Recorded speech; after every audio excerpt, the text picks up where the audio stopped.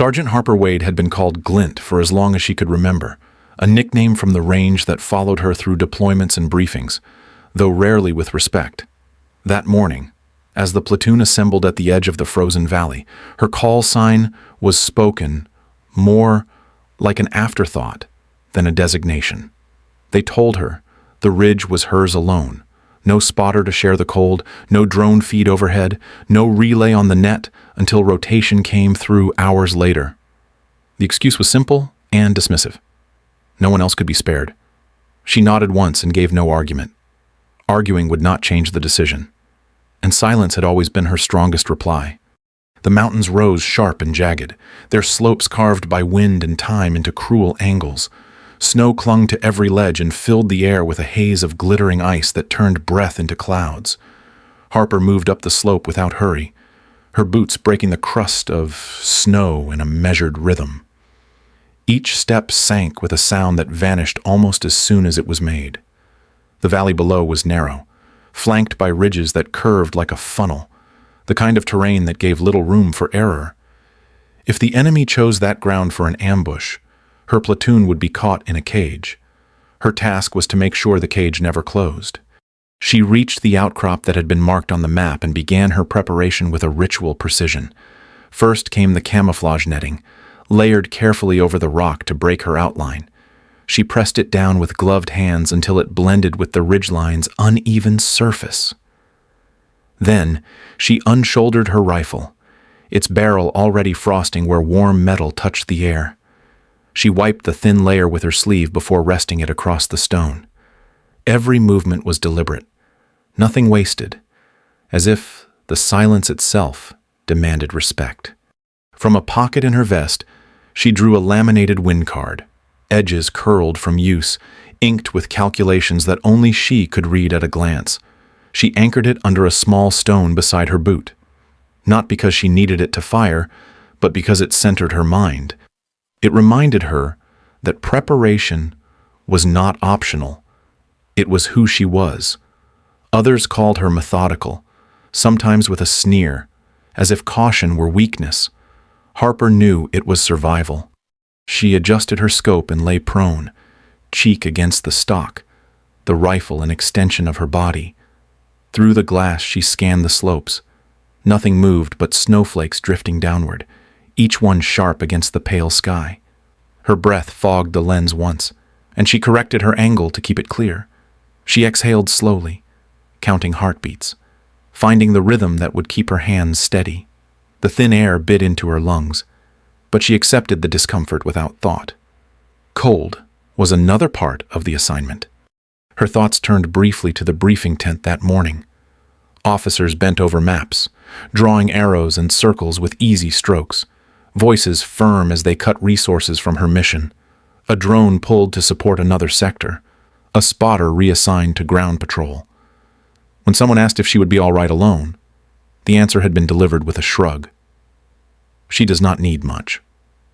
Harper had kept her expression neutral. She had learned long ago that protest only marked her as difficult. Better to take the silence, turn it into strength, and let the results speak for her. Now the ridge stretched wide before her, a canvas of white broken only by jagged stone. She became part of it, still and patient, eyes steady on the valley. Snow gathered on her sleeves, frost etched across her rifle. In that stillness lay her power. One woman overlooked, one position considered secondary. Yet the line between survival and disaster rested in her calm. Harper Wade did not need recognition. She needed the ridge to hold, and she would hold it. The ridge gave nothing back. Snow stretched outward in every direction, layered over stone like a shroud, and the only movement came from flakes caught in the wind. Sergeant Harper Wade settled deeper into her position, chest pressed against cold rock, the barrel of her rifle just barely breaking the edge of the slope. Her breath rose in faint plumes that vanished quickly in the thin mountain air. Each exhale was measured, kept small, to avoid clouding the glass of her scope. The valley below remained silent, its funnel of ridges channeling both the platoon's route and any danger that might wait unseen. Frost had crept across her sleeves until the fabric looked rimmed in white. the pattern growing sharper with every minute she stayed still. She ignored the sting. Cold was constant, almost reassuring in its persistence, unlike the shifting variables of wind or enemy movement. Her gloves brushed once against the stock as she adjusted her grip, the faint sound of cloth against metal far louder in her ears than it had any right to be. In solitude, every detail magnified. The scrape of her boot against stone, the faint creak of leather straps, even the rhythm of her pulse carried weight. Alone, she noticed it all. The absence of a spotter sat heavy in her mind. Training had drilled the importance of two, one to fire, one to confirm, one to guard the blind side. Now, there was only her. She scanned, paused, scanned again, layering her own observations to mimic what a partner might have said. It was slower, lonelier, but thorough. Command had brushed aside the concern without hesitation. A line had been tossed across the table that morning. She is steady enough. Harper knew the words were meant as both compliment and dismissal. She had long since learned the difference. Memory lingered as she lay motionless, drawn back to the range years earlier where instructors had smirked when her adjustments took longer than others. One had leaned close and whispered that hesitation would cost lives. Yet when the results were tallied, her shot groups were always the tightest. Her corrections, the most consistent. She had never fired quickly for approval. She had fired correctly because it was the only standard she accepted. That same steadiness was all she carried with her now, alone in snow that buried sound and time. Her scope caught the reflection of the landscape, faint and distorted, a mirror of ridges and pale sky within its lens.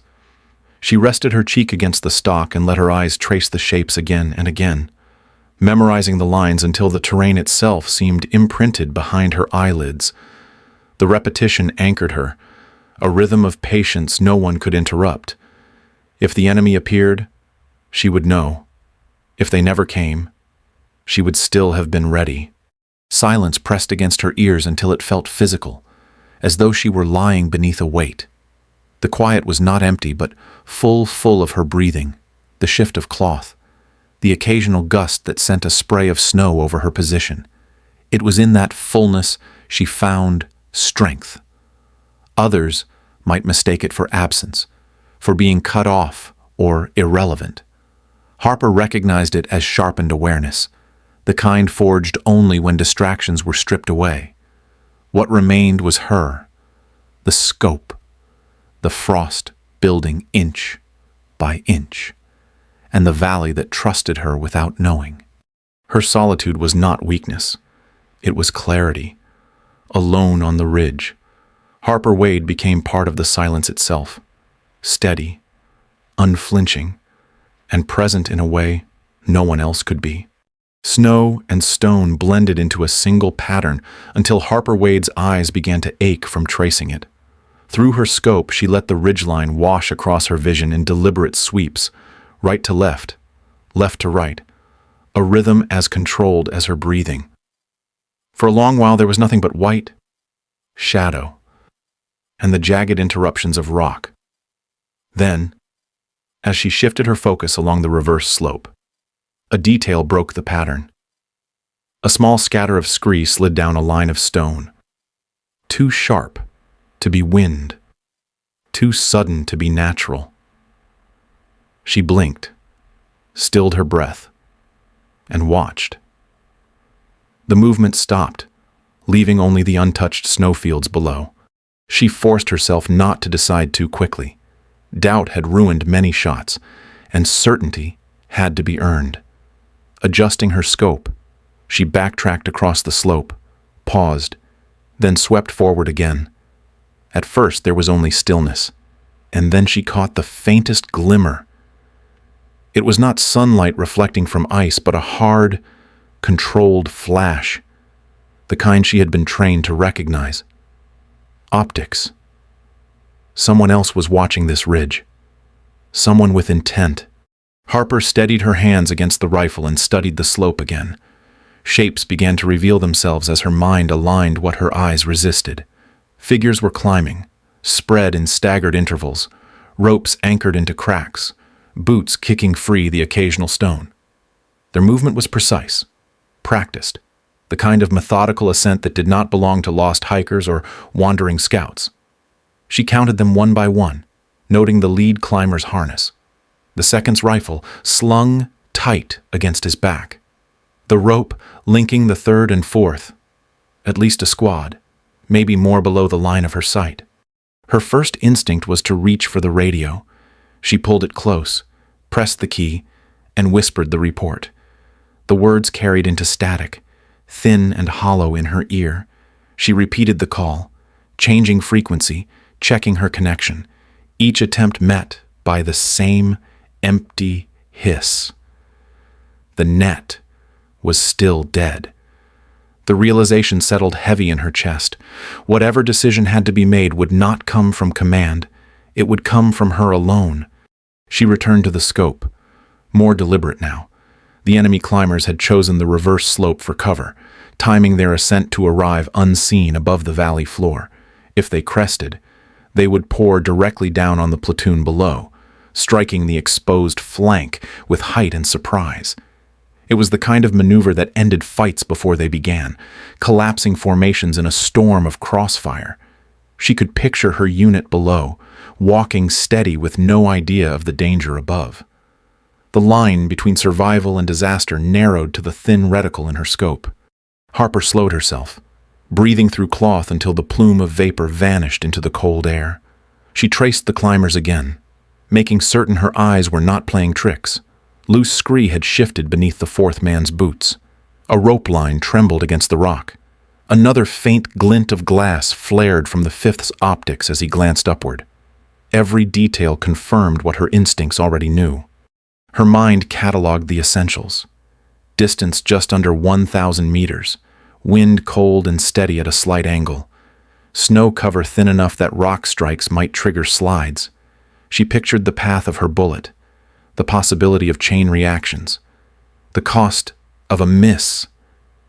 Patience pressed against urgency, the weight of silence amplifying each second. The radio lay beside her, mute, a reminder that no one was listening. She adjusted once more, double-checking her aim, memorizing each figure's position. The lead man was nearly at the crest. Behind him, the others followed close, their timing tight. In less than a minute they would be above, ready to descend. Harper felt the pressure building but did not let it change her face. Resolve was carved as deep as frost across stone. She would not flinch, would not rush. Alone, unseen, unheard, she became the only point of awareness standing between her platoon and disaster. The silence no longer felt empty. It carried the weight of every life in the valley below. Harper Wade sank lower against the stone, her body pressed so tightly to the ridge that she felt part of it. The rifle lay steady beneath her cheek, crosshairs floating across the snowfield where the climbers edged closer to the crest. Every second dragged, stretching thin as wire. She could feel the pressure to act, to fire and end the suspense, but discipline demanded she wait. Snipers were measured not by speed, but by timing, and timing required patience deeper than instinct. She flicked her gaze once to the laminated wind card anchored by a stone beside her boot. The numbers there were already in her head, memorized through repetition, yet the sight of them steadied her. Wind drift slight but constant, elevation rising to just under 1,000 meters, distance precise. She adjusted for the thin mountain air, recalculating the arc of a bullet through the cold. Each breath she drew into her lungs was slow, controlled, measured against the rise and fall of the crosshairs. The climbers moved steadily, boots striking stone, ropes swaying in rhythm. She watched them in sequence, eyes narrowing, muscles taut but unmoving. To fire too early risked alerting the others and losing the advantage. To wait too long risked allowing them to crest and pour death into the valley below. Between those two edges, she balanced, still and sharp as the rifle itself. The silence grew heavy, filling her ears until it felt like sound in its own right. Snow carried no noise as it drifted, Yet each movement seemed amplified: the scrape of a boot, the clink of metal gear, even the faint shift of fabric beneath her own body. Her breath plumed white into the air, then vanished. She focused on making each exhale smaller, slower, until it barely disturbed the scope's glass. Memory rose unbidden, a lesson from her father when she was young, hunting deer at dawn. He had crouched beside her, voice low, telling her to listen to her breathing. The first breath is noise, he had said. The second is choice. The third is release. She had not understood then, but the rhythm stayed with her, buried deep. Now it returned with weight. She counted silently. 1, 2, 3, aligning the crosshairs with the lead climber's chest before easing back to track the group as a whole. Her patience stretched as the seconds crawled forward. Muscles ached from stillness, yet she did not move. The crosshairs hovered, steady in the cold. She adjusted a fraction, correcting for a gust that stirred loose snow across the slope. The laminated card whispered in her mind, numbers anchoring each decision. Strength came not from pulling the trigger, but from resisting until the only moment mattered. She could feel her pulse slowing, each beat deliberate. Her body had narrowed to a single line of intent, rifle to scope, scope to target. The world outside the lens barely existed. Snow, stone, silence, and the figures climbing into place all converged in her awareness. Her breath thinned until it disappeared entirely, leaving only the faint weight of the rifle against her shoulder. The lead climber reached for the final hold. The others pressed upward close behind.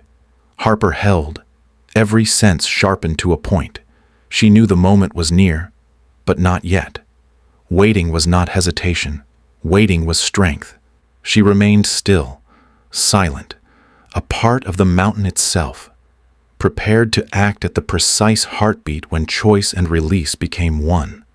The moment balanced on a knife's edge. Harper Wade lay pressed against the frozen ridge, cheek to the rifle, the crosshairs steady on the lead climber. Below in the valley, her platoon continued forward, unaware of the storm poised above them. Through the scope, she could see the frost on the man's goggles, the faint lift of his chest as he drew breath to crest the ridge. Every calculation she had made: the wind, the distance, the angle aligned in that instant. She let her own breath thin to nothing. Body stilled, pulse slowed, until it no longer pushed against her hands. Her finger found the trigger, pressure building slowly, a weight measured in ounces. The world narrowed to glass and reticle, snow and silence. Time stretched as if reluctant to move. She thought of her father's voice again, the rhythm of breath and release. On the third exhale, she squeezed. The shot cracked through the stillness, a sound both sharp and absolute. In the scope, she watched the bullet strike, the lead climber's head snapping back. His body arched before tumbling backward into those climbing behind him. The sudden weight wrenched the rope line tight, jerking others from their holds.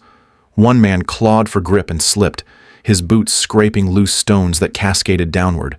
Another was pulled sideways, striking a ledge before falling into the void. The slope erupted into chaos. Rocks tumbled in a widening path, carrying bodies with them, ropes tangling, anchors failing. Snow sheared from the upper ledge, dragging men in a violent cascade that thundered against the mountainside.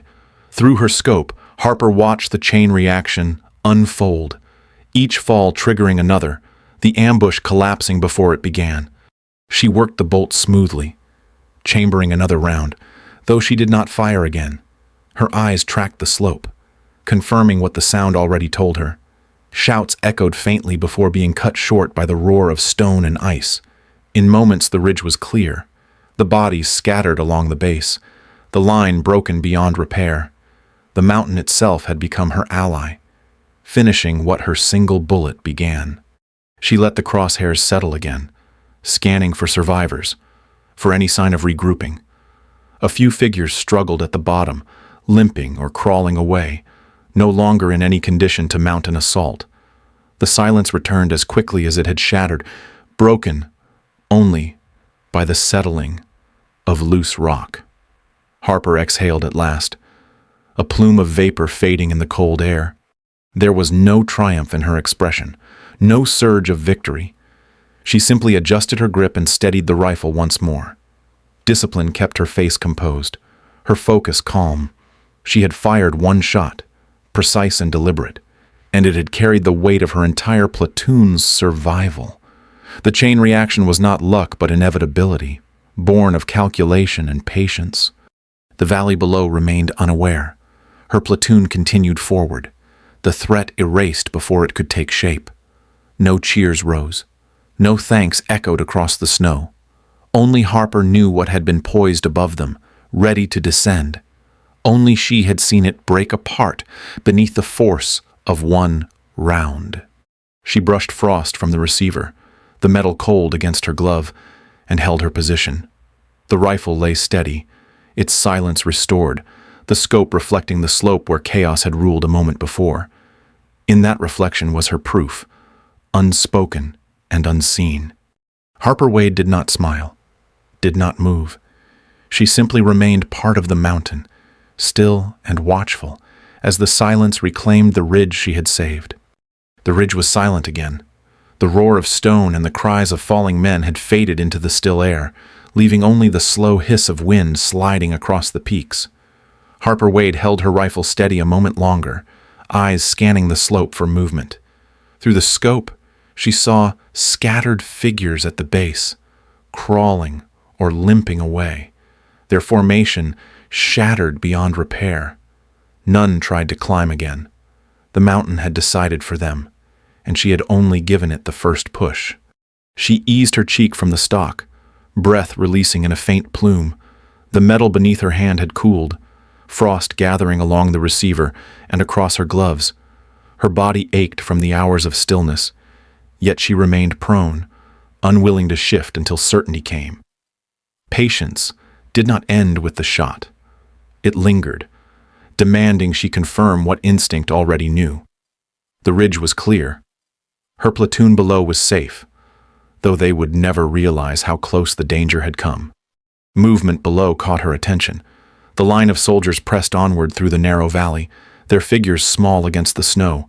They walked with steady rhythm, weapons carried in casual readiness, unaware of the weight that had hung above them only minutes earlier. No signal came from them. No acknowledgement from command. Their lives had continued uninterrupted, spared by an act they would never see.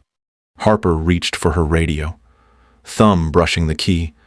Static whispered back, thin and empty, the same silence that had greeted her calls before. She tried once more, knowing the result. No reply came. She set it down beside her and returned her gaze to the ridge. The radio had been witness to her solitude. Nothing more. Her rifle cooled in the snow, barrel faintly steaming before settling into frost. She touched it lightly, as if to reassure herself it was real, not imagined. The laminated win card still rested under the stone at her boot, numbers blurred slightly by drifting flakes. These were her proofs, though no one else would ask to see them. One by one, the stragglers at the bottom of the slope scattered into the trees, abandoning the ridge. She tracked them briefly before lowering the rifle fully, her confidence in their retreat certain. Her breathing steadied into rhythm once more, the silence around her deepening. The weight of responsibility, so sharp moments earlier, softened into quiet resolve. She had done what was needed. The valley remained calm, the snow untouched but for the trail of her platoon's passage. Harper shifted slightly to ease the stiffness in her arms, then settled back into stillness. Recognition would not come. Reports would mark only that the route remained clear. Yet the truth was etched into the mountain, carried in the rocks and snow that had answered her single shot. The ridge had held because she had been there, silent and alone. That was enough. By the time Harper Wade began her descent, dusk had settled across the mountains. The snow reflected the fading light in shades of gray, and each step drove her boots deep into crusted layers. Her gear was heavy with ice, straps stiff and buckles coated in frost. Muscles ached from hours of stillness, every movement now slow and deliberate. The valley below stretched wide, quiet again, her platoon already back within the safety of the base's perimeter. When she finally passed through the gate, a few soldiers glanced up. One offered a nod, another a brief word about the cold, neither knowing what had unfolded above them. She answered with a small nod of her own, slipping past without explanation. The truth of what had happened on the ridge clung to her shoulders like the frost on her pack, visible to no one but herself. Inside the command tent, the debrief was quick and impersonal. The logs recorded the operation as uneventful, with a line typed neatly across the page, "Enemy reinforcement delayed." No credit attached, no note of how or why. The words reduced the avalanche of stone, the fallen bodies, and her single round to a phrase that could be skimmed without thought. Harper signed her name, handed the clipboard back, and stepped outside.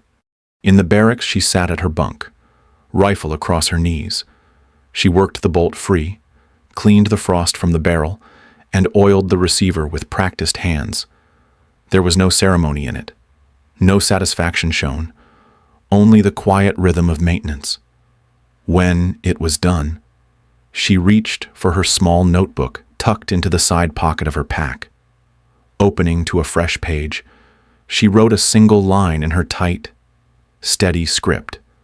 One shot. Ridge held. She closed the cover, slid it back, and leaned against the wall in silence. Recognition would not come, but she did not need it. The mountain knew. The ridge stood because she had been there. That truth was enough, carried quietly in her notebook and in the memory of her stillness. The mess tent glowed faintly under dim bulbs, their light softened by canvas and drifting smoke from the heaters. Voices filled the air in a low tide of chatter, forks scraping against tin trays, laughter carrying in bursts before fading back into the hum. Harper Wade sat alone at a corner table, her tray half finished, the weariness of the ridge still in her limbs. Her pack rested against the leg of the bench, the rifle already stowed away, the scope sealed within its case. The glass lens caught the light once when she shifted it, a pale reflection that reminded her of the ridge, the snow, and the silence that had defined her day. Around her, soldiers traded stories of the march, none aware of the danger that had hung above them. They spoke of cold rations and the grind of the valley route, their words casual and unburdened. Harper listened without bitterness. Their ignorance was not arrogance, but survival. The way soldiers moved forward without needing to know every shadow that had been kept at bay. She leaned back slightly, breath calm, gaze steady on the dim light that pooled across the tabletop. The weight of her single shot remained with her, not heavy but precise, a memory carved in clarity. One bullet had carried the balance of the platoon, holding back what could have swallowed them whole. It was not a tale to be told, or a report to be filed. It was hers alone, a truth that did not require witness. Her thoughts lingered on the stillness of the ridge, the way silence had grown thick until the crack of the rifle split it open. That silence had returned now, carried within her even amid the clamor of the mess tent.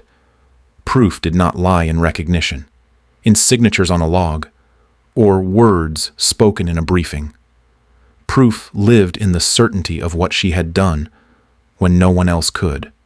Harper finished her meal slowly, set the tray aside, and folded her hands over the table. Her face remained calm, her presence quiet but immovable. In the dim glow, her strength was unseen, yet undeniable, carried like the memory of snow and silence that had saved them all.